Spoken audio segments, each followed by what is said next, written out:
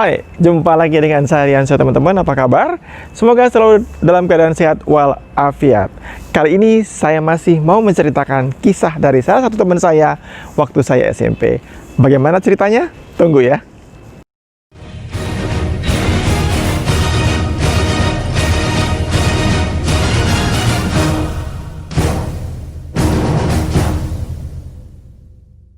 Nah teman-teman, kita mulai kisahnya ya. Kisah bermula dari keluarga teman saya waktu SMP, yang mereka ini keluarga yang mampu, keluarga berada, tapi orang tuanya cukup mandiri, tidak mau punya pembantu, tidak mau punya supir. Jadi semua urusan keluarga mereka kerjakan sendiri ya. Tapi sampai pada suatu saat mereka sekeluarga kewalahan mengatur urusan keluarga, dan akhirnya disarankan oleh saudara dari ayahnya untuk memiliki supir dan pembantu. Akhirnya mereka punya supir dan punya pembantu. Sejak awal teman SMP saya ini, sebut saja namanya Firman, tidak suka sama supirnya. Tapi ya karena orang tuanya sudah membeli itu, Firman ikut saja. Sampai pada suatu saat Firman pergi ke sekolah diantar oleh supirnya. Terlihatlah di situ bagaimana sikap supirnya pada saat di jalan. Keluar kata-kata yang kasar, terlihat sifatnya yang kasar. Dan Firman menyampaikan hal ini kepada orang tuanya, tapi ayahnya bersikukuh bahwa supirnya baik dan kerjanya cukup gesit.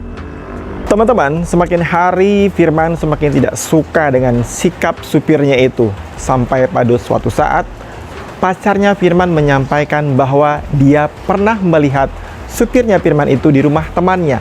Dan kemudian supir itu diusir oleh keluarga temannya karena ketahuan mencuri. Atas cerita yang disampaikan pacar Firman kepada Firman, kemudian Firman menyampaikan kepada orang tuanya. Tapi lagi-lagi orang tuanya, ayahnya, tidak percaya atas cerita Firman tersebut dan mengatakan bahwa supir dan pembantunya itu baik. Firman setuju kalau pembantunya baik, tapi tidak dengan supirnya.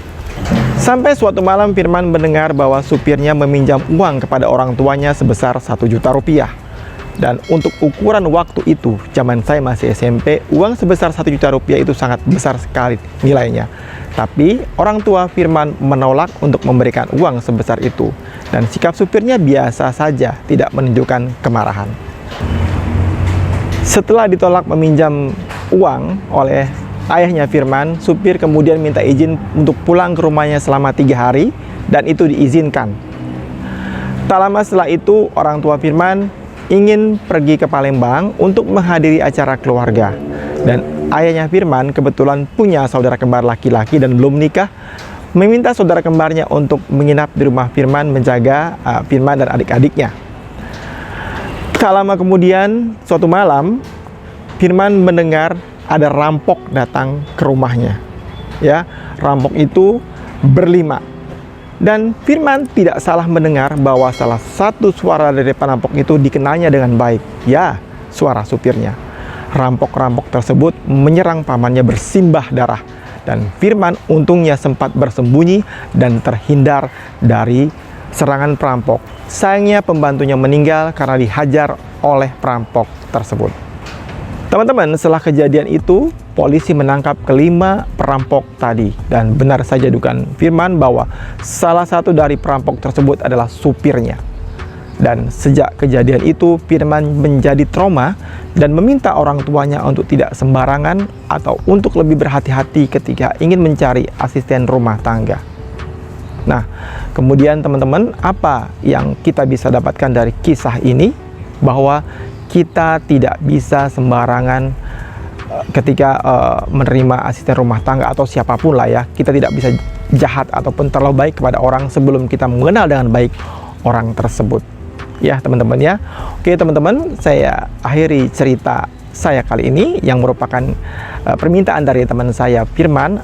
Sekali lagi saya disclaimer dulu sebelumnya, bahwa semua cerita ini sudah diizinkan oleh Firman untuk saya sampaikan di video ini. Jika ada kesamaan nama dan tempat, itu hanya kebetulan saja. Teman-teman, sebelum saya akhiri video ini, jangan lupa untuk subscribe channel saya Riansyah Official, berikan komen dan like. Sampai jumpa.